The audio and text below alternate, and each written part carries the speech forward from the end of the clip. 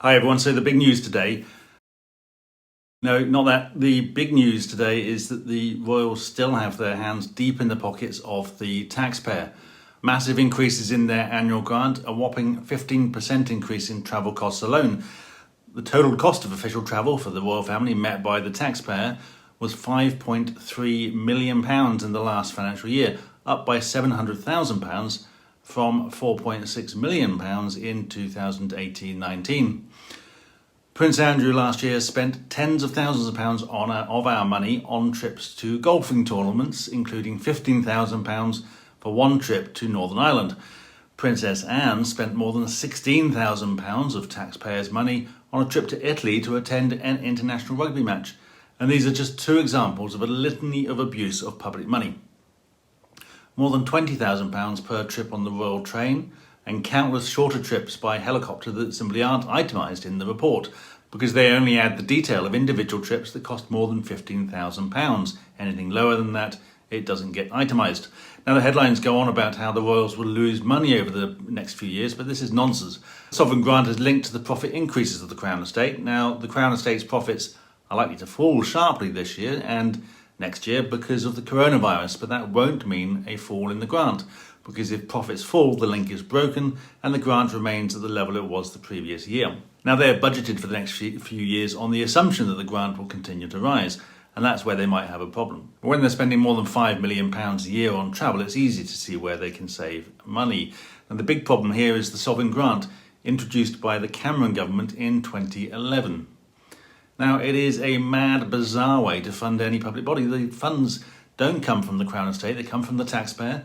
The size of the grant may as well be linked to the profits of Morrison's supermarkets or Disney, for all the sense it makes.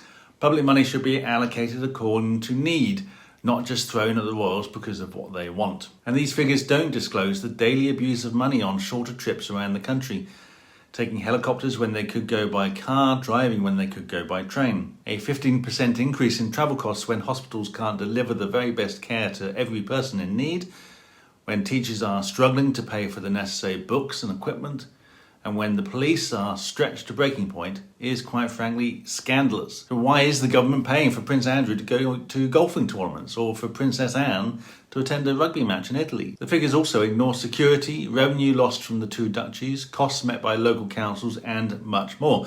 Add those figures in and £345 million is much closer to the truth. Now, this is an abuse of public money far worse than the MP's expenses scandal, and it has to stop.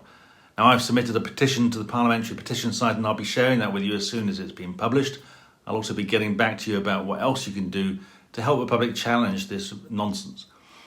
Right now, you can find out more at republic.org.uk/royal finances, where you'll find our royal finance report. And by the way, I'm keen to update that report. So if you've got experience in research, data analysis, or accountancy and want to help me do that, please email graham@republic.org.uk. Also this week, Prince Charles again waded into political controversy by lecturing the rest of us on climate change.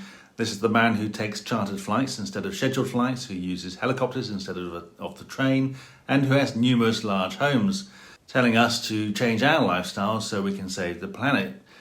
Yeah, to be honest, it's people like Charles that the planet needs to be saved from. The richest few percent of the world's population do far more damage to the environment than the poorest half. But that's Charles for you, blinkered, pompous and hypocritical. The good news from last week is that Barbados is finally committed to becoming a republic, which may well trigger other Caribbean nations to do the same. Paula May Weeks, president of the Republic of Trinidad and Tobago, marked their Republic Day this week, saying, "From all indications, we shall soon welcome our regional neighbour Barbados into the fold of Caribbean countries who have dared to go it alone.